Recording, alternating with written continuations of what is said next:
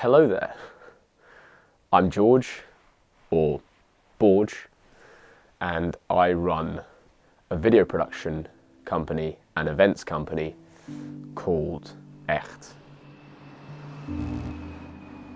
This is a story about a man searching for purpose, looking to make his mark in this world, with ideas of things to do, but no real business plan, no direction, just a man searching for meaning. George is a super instinctive and impulsive person. You just follow your instincts, and sometimes it's hard to grasp what's really the plan. I don't know if it was the clearest mission, but it was kind of just, we want to just entertain people and we want to film cool videos, do weird things that people aren't doing and aren't seeing. You'd have to be a pretty boring person not wanting to be getting involved in that kind of madness. Still to this day, the very staple of Echt is that we can't really define it. It was completely random.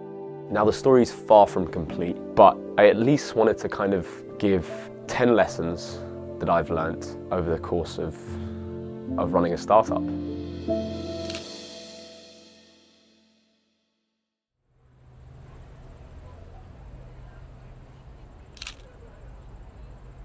Echt actually began as just an event for the Dutch society at my university. I was made the social exec and I had to organise the house parties about 6 years ago. And after some success in the first one, we decided, myself together with one of the other members of the Dutch society, that we would organise one every couple of weeks and we'd give it a name. We'd call it Echt, a Dutch word that means real or really. There was a clear demand for an event that brought together people, that was a bit different, a bit mysterious, and I think that's what Echt provided in that point in time. I just loved the ideas of how I could actually use this as an excuse to do my passion, which was filmmaking and telling stories and doing creative, wacky ideas. The new location is 9 Mill Street. It was a very inclusive party and a lot of people came, and that was the cool thing. At the start, it was purely a mindset of, we're just gonna do stuff. We're just gonna do,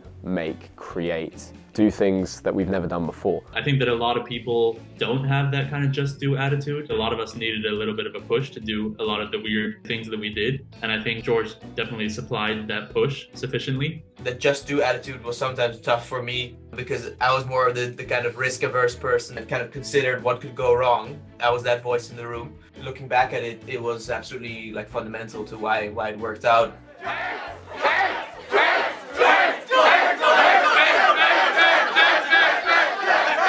The one thing that I really do respect about George is that if he says he's going to do something, he will do it.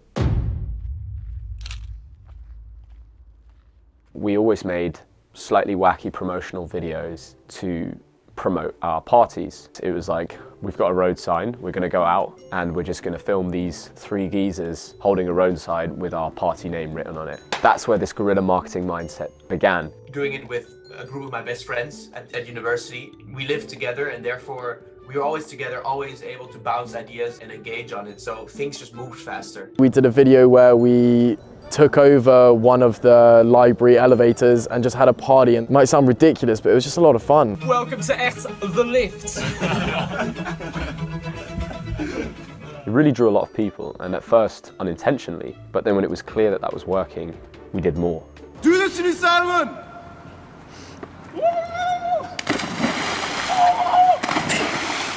I think we didn't take ourselves too seriously. We noticed that there was a limit in terms of how far you can go with house parties. People were talking about it a lot on campus, and you could tell people were excited for the parties. As a result of this, the numbers attending the event grew a little bit too big to be able to do house parties, and actually we were having problems with security, local authorities and the rest. I guess personally I thought it had become a bit much because we had become the center of attention.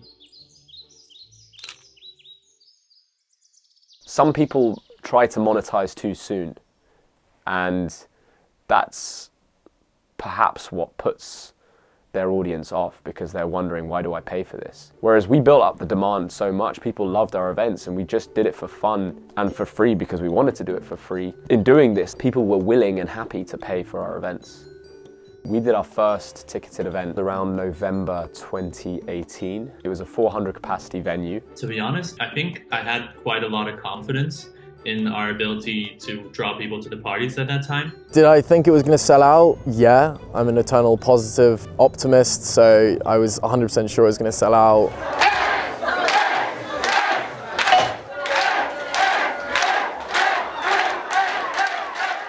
It sort of opened the door to a lot of other opportunities and ideas for like, damn, we could do something with this. But that one was actually also a great success. To be honest, it was one of my favorite parties. I was quite big into like status and symbol at that time, so hosting a 1,000 people event was pretty fun. Like we were selling out. The biggest one that I was a part of that we sold out, I think it was like 750 tickets or something. The nervousness that I felt before the events was larger because I felt a greater responsibility and everything had to work out. Things were growing so fast, I started to think post-university, was I going to be the next Elon Musk? The next Jeff Bezos, or even the next Gandhi? With so many possibilities. Instead, I'm here, living with my parents, almost 27, and well, we can dream.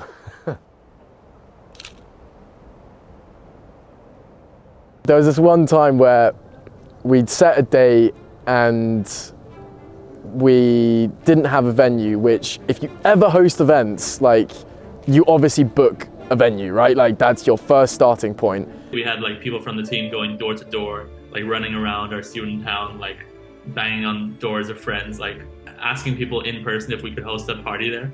I booked the event dates and started selling tickets prior to actually having figured out all the logistics. So the London one, I remember we actually had to move the day of the party. Mostly doing this wasn't a problem because it meant I committed to my word, I did things, and together with Echt we achieved quite a bit. We had a lot of momentum when it came to our events, up and up and up, bigger, bigger, bigger, but it was in our comfort zone in Warwick. It was a little bit strange adapting from doing the parties at Warwick to going to a main city, and we didn't really have that kind of campus buzz around us. You know, we would leave the university and to some extent it ended there. And I think we took a bit of a leap to go to Paris. It does show the risk-reward situation that you enter, but that wasn't, led to us losing like €1,000. With Echt, as with a lot of things that George has planned, the idea in itself to realize something is more important than the actual feasibility. And things actually started to do well in the London events in about early 2020. But then, March 2020, the pandemic. I actually set up Echt as a company, incorporated it in January 2020, so literally just before the pandemic. And I had a bit of a business plan, but then there were no events and it didn't look like they were coming back anytime soon. What I want to show to you is that we observed that parties have been going down a lot in the last few weeks. Later, what we observed is that e-parties are rising at a similar inverse rate. So what we suggest is that we, as Echt company... Right, shit, I'm going well. Okay. But what did you say wrong? I was nervous to say yeah. Yeah. Well, what am I supposed to say yeah to? Just like, every time he makes a point, you agree with this point. Yeah. Okay. Yeah. Everybody being at home led to some odd sense of engagement actually online, that everybody was really keen to do strange online events. I think it was a little bit of a transitionary period for Echt. We definitely leaned more on the media side. So I remember that we had one online party on Zoom, and what we did was literally just stand in front of a laptop, everybody at home, and party and do this, and We did an online Olympic Games because I remember the Olympic Games were cancelled that year and delayed to the year after. And so we did our own version called the Corona Olympics. But then the pandemic dragged on for longer than most of us expected, and we started to kind of not know where any of this was leading. I briefly had a job which I didn't enjoy, and then decided I'm gonna quit this and focus 100% on Echt. As of about September 2020, I was fully doing this startup full time. But it's important to note that I had zero business plan. Essentially, the motive was, right, we've got a bit of cash in the bank, and I just said, well, I'm going to spend it all on equipment and traveling around filming videos. And when I mean traveling around, it was going around the UK and going to spots of nature in the middle of nowhere and filming DJ sets. Now, it was about this point that Dan, that idiot I work with, joined Echt. So I'm in George's car, as always. There's a sock. Dan, what a guy. I'm Dan, the intern, and see, look, I'm rambling. What an absolute goon. The first time I worked with Borge was October 28, 2020. And I forgot, by the way, that I was helping him, and he had to come pick me up. My first ever day, I was late. It was a real motivation for me and a real boost, because I had someone to share a lot of my ideas with, and someone who was also motivated to just go out and film a bunch of stuff. We started going out, like every day we would be going out and doing stuff, and otherwise it was lockdown, dead. So George put me in his car, sometimes in the front seat, sometimes not, and we'd drive off into the sunset together. While a lot of the world was very static during the pandemic, we were extremely active, and we went all over the place. I remember we did this trip where we filmed a DJ set up in the Lake District because I had checked the weather forecast and I knew it was going to snow. Whoa! You're right. It was genuinely one of the best sort of weekends, I think it was, of my life. Like, it was so fun. We went to this amazing place. George and I trekked up a mountain, realised it was the wrong one, and then we went back down and trekked up another one. We never released this DJ set, unfortunately, due to China getting involved and funds being pulled. But that was an incredible trip. That was really quite something. George's whole thing at the time was just create, and I remember that being quite a big thing. And then, as one would expect, the money ran out.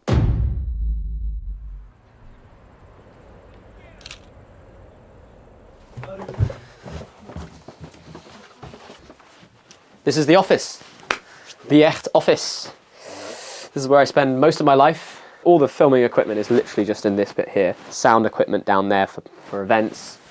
We've got lighting equipment at the back. And then here, this is my little Casey Neistat wall. Yeah, very nice. Take something off the wall so we can see the... So this is where we set up the video production company. It was actually Dan's idea. He said, well, look, we've been filming the whole time, these DJ sets and other bits. We actually have a bit of know-how. Can we not offer this to people? Can we not offer this to DJs and other clients? And so that's what we did. We started selling stuff, and we made these brochures, and we made a show reel, and we posted it all over the place, and we actually started to get clients. I didn't know George was going to be a nutter and continue it in London and not get a proper career and live in his parents' basement, but surprise, surprise, he did. I'm fairly unskilled when it comes to types of work. So George made me his PA. No, but this is actually George working. It's quite a rare sight. In fact, it's so rare, I thought I had to get the camera out at this moment to record it. You know what's not rare, though? No doubt you'll tell us. You being the biggest hypocrite. That was a roast and a half. Cut the camera. I was in charge of the emails, and I was in charge of the coordination with setting up clients. So like George would get a client or someone interested, I'd reply. I was like the hook, catching the fish, and they weren't biting. It was like a big long plank to begin with, and we just had like loads of stuff cluttered on it, and we would sit down here in the cold with one working laptop and one broken laptop. So we had made so many videos for our own platform and our own page that we had acquired a skill set. Therefore, it only made sense to sell those skills and services now. It was a real hustle in the beginning. We made very little money, maybe somewhere between 1.5 to 2K per month for the first few months. But all the while, we didn't stop making our own content. So what's the problem? The problem is that the wheels aren't staying upright because this post runs underneath the bed, is holding it in place. What was the first activity you got involved with? It was a DJ on the South Bank. So we had a bed. God knows where George got that bed frame from, but we had this weird old bed that we attached to some wheels. My job was to push another DJ. This was winter and lockdown, so no one was out and about. We started with a DJ in a bin, then did a DJ in a bar. People were just in a really weird place, you know, and what we were doing just felt so fresh and so joyful. and kind of unashamedly joyful, you know? We weren't hurting anyone, we weren't offending anyone, we were just a few idiots taking DJs out. So, the light shines upon ye. I know, we solved it. Yes, talk us through Come it. have a look. Oh, well, let's look at this one first. We've got 2 bits of old, this is like chargers, and we've just tied it round either side. We've got the one on the other side as well. Yep. And it means that the deck won't fall forward, which is the big fear. You still filming? Yeah. But I thought we were going to make out now. We got more and more elaborate with the skits as they went on. We had a brilliant idea to do like a work from home skit, which involved George constructing some bizarre L-shaped desk on wheels with a laptop, and he did a good job. Credit to the guy, he doesn't half-ass it.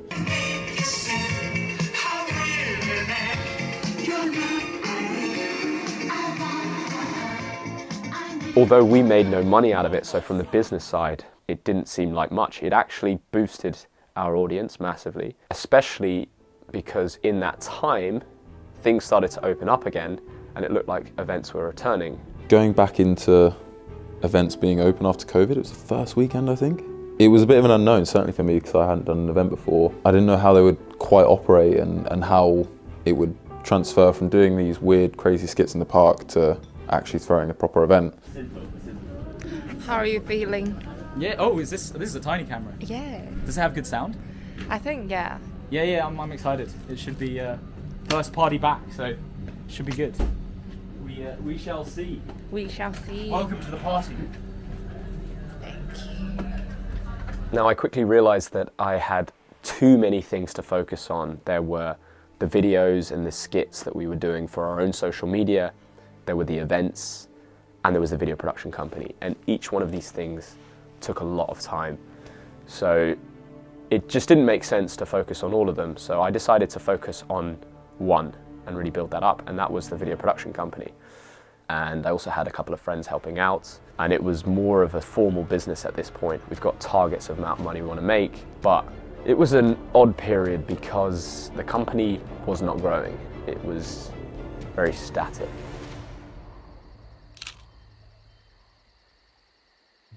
I know George from school, so he's evolved a lot over the years. Used to be timid, shy, even smaller than he is now. But he's grown as a character, as a personality. And yeah, I'd always heard rumblings about Echt. Now with the video production company, a lot of the foundations were laid over that 8-month period of focusing solely on that. But one thing I really realized was the soul, the real substance of Echt had been ripped out by me not focusing on the fun, ridiculous videos and the events, which were the origins. The Echt dark ages. From my perspective, yeah, it wasn't as enjoyable, it wasn't as fun. It's quite hard to say, like I was quite kind of impartial to putting any judgment on it and being like, oh, it's a bad idea, it's a good idea, because, you know, I think going for it yourself takes a lot of bravery. It was a shame, I think, for me, because not the sense of it wasn't the right thing to do, I think it really was, but I'd spent a whole summer and, you know, winter into summer having loads of fun with my good mates just doing these dumb videos, so it was a bit sad to like think that, oh, things might not be picking up for a while, but you know, I trusted the process. This is a video to future me. It is the 18th of January 2022. I am now about a year and a half into working / trying to figure out life on my own. Just thought I'd capture this moment because honestly, this is hard. He was just working really hard and trying a lot of things and trying to figure out what was right and what wasn't, and he needed to step away from the sort of Echt concept side of things because it would have been hard to have focused on the two things, but necessary to get it to where it is now and get it some foundations built to figure out what works and what doesn't and how you want to work. I knew that I had to reinvent, I had to change something, I had to do something a bit crazy. I'm going to take a bit of a risk. At this point I came up with this big plan, a social media campaign with 2 large events, a target revenue, a target number of tickets to be sold, and all of that under the umbrella of if I don't hit these targets, I quit. So I set myself this challenge, which was a difficult one to attain, but an exciting one nonetheless. And I think it was a really good turning point in the story of Echt. I went away for some time from Echt. I wasn't really taking part because I had a job. And George came to me and said, he's got an idea, he wants me to take part. It's another Echt project, and this one's a big one. And I was interested. It was tough, it was ambitious, but it was motivating and it energized me a lot. I think we had a little bit of a sit down. You said, listen Alex, I respect you because of your unbelievable business acumen, and I've got a plan. I was itching for it, to be honest, because it was like, okay, cool, it's ambitious, it's weird, we've got a plan, a schedule. This is the first meeting. Here we go. Theo looking particularly chill. Borge wanted to leverage social media as a way to sell events, or so he said that to other people just so he could continue having fun. Who knows? The course of the season would follow about a 4-month period where he would try and run 2 events, 2 of the biggest events that he's run in London. So that was a challenge in itself. And he was going to film the entire process. Maybe don't move so much. And put it on YouTube as a series. You kind of had on a spreadsheet a list of week by week activities that you wanted to do and kind of turn those activities into little skits, little YouTube videos every single week. There would be plot twists, there were characters, there were jokes, there was one sex scene. We had to cut it out. This is the planning for season 1. I spent a long time planning everything, coming up with the rough filming dates, the budgets, the number of people we needed involved, and all the different elements. It made me happy that I could finally see that George had a vision for the company. Didn't really know what he was doing before, so I was pleased to see that there was a bit of a direction with the company and like he had good people on board. Funnily enough, I was going back to juggling lots of different things, our own content, the events, and the video production company.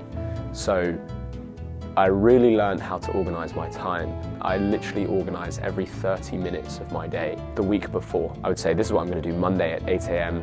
all the way until 8 p.m, everything planned out. So the target was to sell between 600 and 900 tickets over 2 events, make 10 videos growing the brand, and make a total revenue of around £15,000. And to make it a bigger deal, he said that if he didn't make enough money from these events, he would quit Echt for good.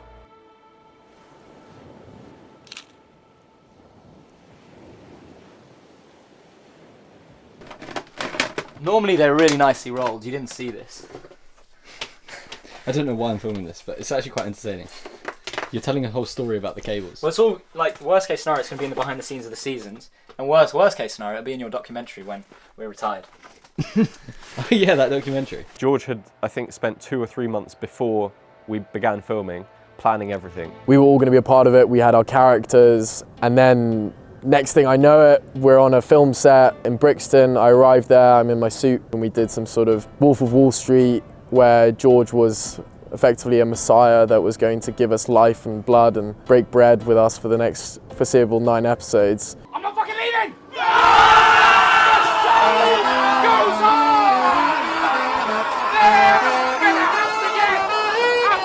It was really quite exciting because everyone really got behind it. And there was just so much anticipation before going in. We just didn't know what the fuck was going to happen. To some extent, the I'm Not Fucking Leaving video sparked everything because that was a hype video and it was well filmed. And the way that we filmed it with 15, 16 people involved, we had to like get into the tube, film the video without getting stopped. Everyone had to coordinate, come dressed correctly. There was like a plan, a script almost. I remember George made us practice it out in the middle of Brixton and feeling super self-conscious and kind of shy and not being able to quite throw myself into it. And it's weird because if I stand behind the decks, I don't feel nerves, but doing something like that was outside of my comfort zone really. And then kind of we went down and we got on and George came on and did his little speech, and then we all went nuts. And to be fair, I just completely threw myself into it and had a really good time.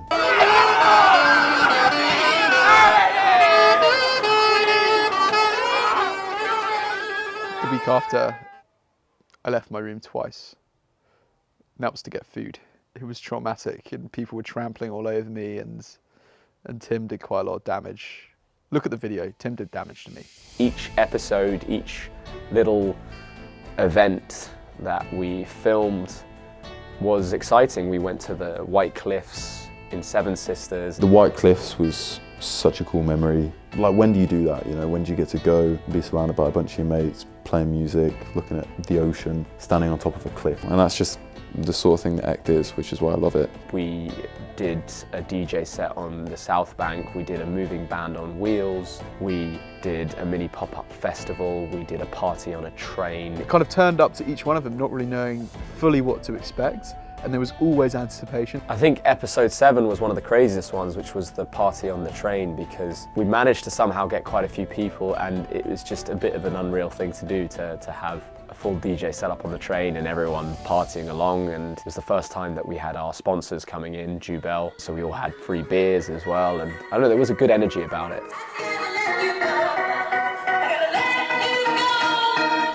Borge does quite a good job of not being stressed in quite stressful situations. Like, I definitely would have been probably more stressed than him. 6:55 on a Sunday. I'm working to get a video finished. I'm kind of tired. So this was a time where I really learnt, I think for the first time, properly what really hard work feels like. I was doing at least 10 hours a day, 7 days a week, from as early as 8 a.m. right until past midnight, or times where I got up at 5 in the morning and worked my arse off until 10 p.m. You can usually tell when it's been rough when you see my eyes.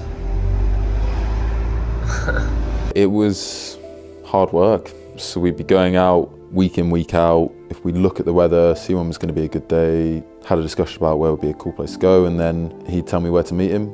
I'd turn up, we'd unpack the car, take it all out to the spot, set it up and get going. And we got to a pretty good place with it. The event we did in May, George and I, in the build-up, had been quite stressed about selling tickets, not knowing if it was going to succeed or not, and we sat down and made a plan to basically go out every single day in the build-up, and it was pretty hardcore. Oh, day 2 of promotion.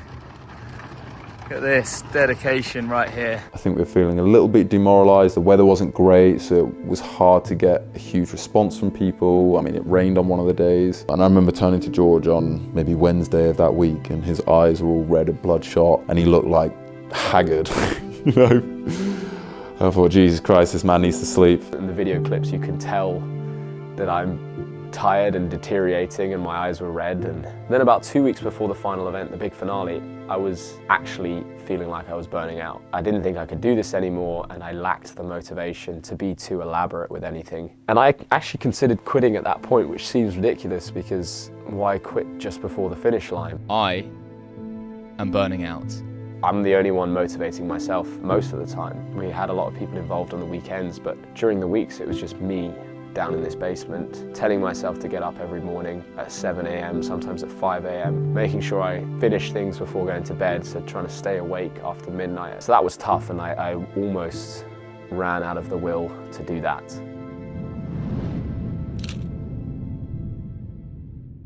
It's madness, it's madness. I think I had a 20-minute lunch.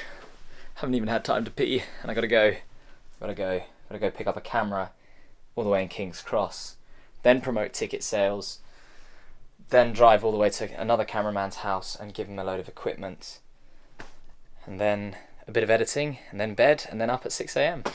It was a good lesson, because ultimately working yourself to an unhealthy state is pointless. It doesn't make any sense, because it doesn't achieve anything for anyone. And so I did get a good amount of sleep the week leading up to the final event. And then we had the big event, the big finale, and it was a crazy day actually. It was hectic and emotional in every sense of the word. We woke up hyped. Myself, Alex, Tim, we met George in the morning. The day was just full of planning on preparation.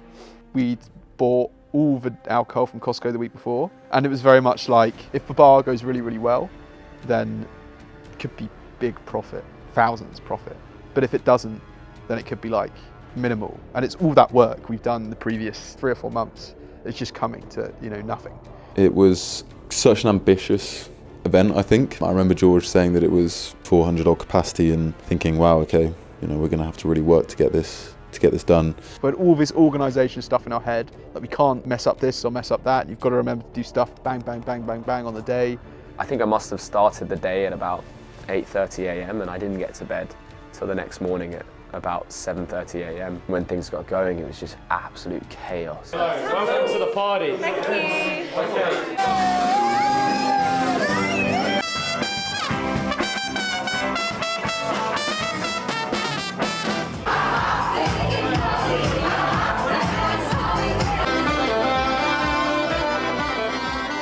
Too many people in the building. We had oversold tickets. We had problem with the security who was letting in more people and then threatening to shut our event down. And it was so hot. It was the hottest day of the year, and the venue had only told us like a few days before that they didn't even have fans. So I bought these sort of small fans to ventilate, but they really didn't ventilate, and it was a long day. To be honest, the event kind of passed me by. One moment it was 11 o'clock and the next minute it's 4 o'clock and it's time to pack up. Look at him.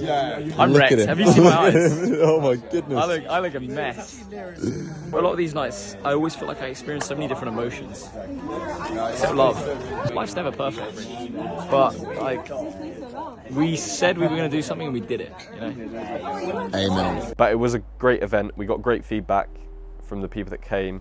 I remember sitting aside with George and just saying, we pulled it off, you know, with this whole season 1, all these episodes building up to this massive event at the end of it, and we pulled it off. We made £14,987 in revenue over the 2 events, and we sold 645 tickets in total. It was a weird feeling. There was a kind of bittersweet, but we'd made it. I'd made it, and the promise was if I hadn't made it, I was going to quit. But now I had made it, and I still wanted to quit.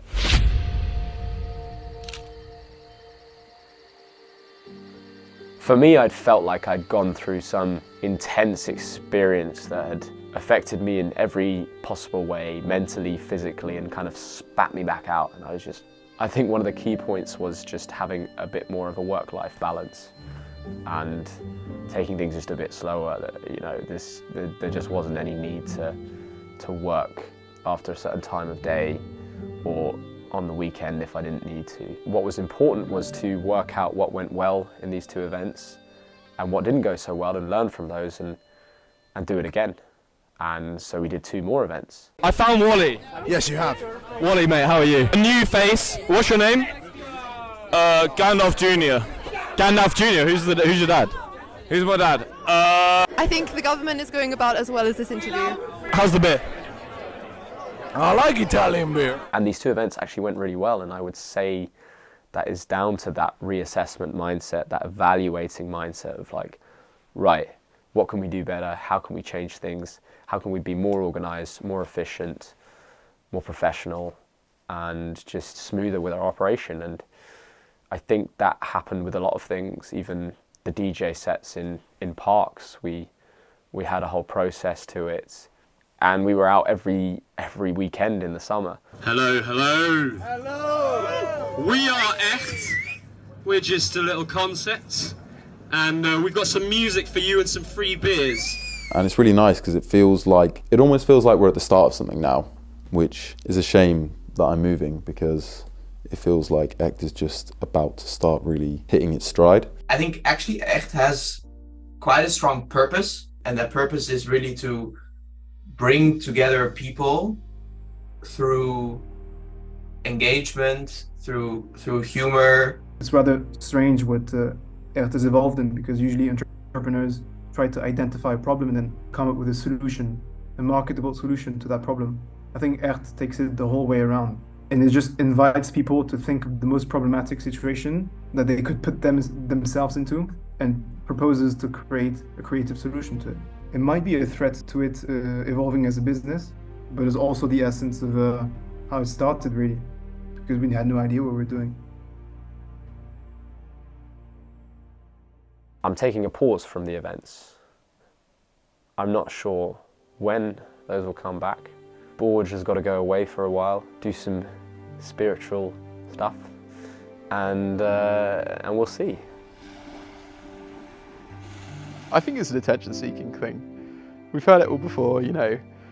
Yeah, I'm not sure. And then he just comes running back, doesn't he? And it's, oh guys, I'm back. Look at this. Everyone's kind of, oh right, you're here again.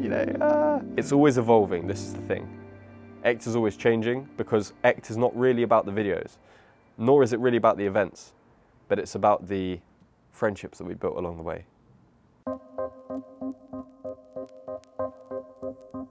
Mate, the upstairs toilet's blocked. Mate, I've got this crazy idea.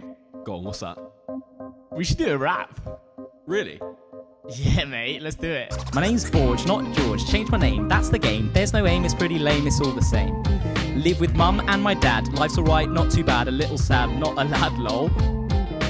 2 years ago, looking for jobs on Reddit, I had to find a way to get my universal credit. This guy in the park, yeah, he said it. You're hired, mate. I make videos, no sleeping with hoes, can't talk to girls, only bros, awkward and everybody knows, just a loser and it really shows. I'm only here because I needed work experience. Turns out my boss is completely delirious. One day he said, we're happy you're here with us.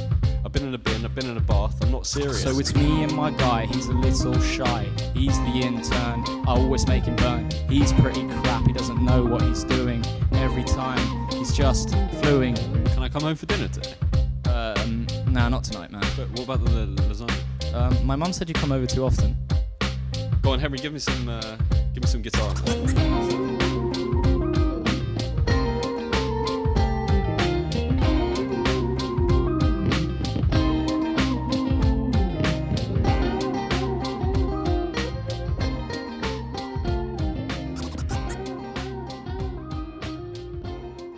Is that what it is? Am I sneezing? Yeah. I could. Okay, but.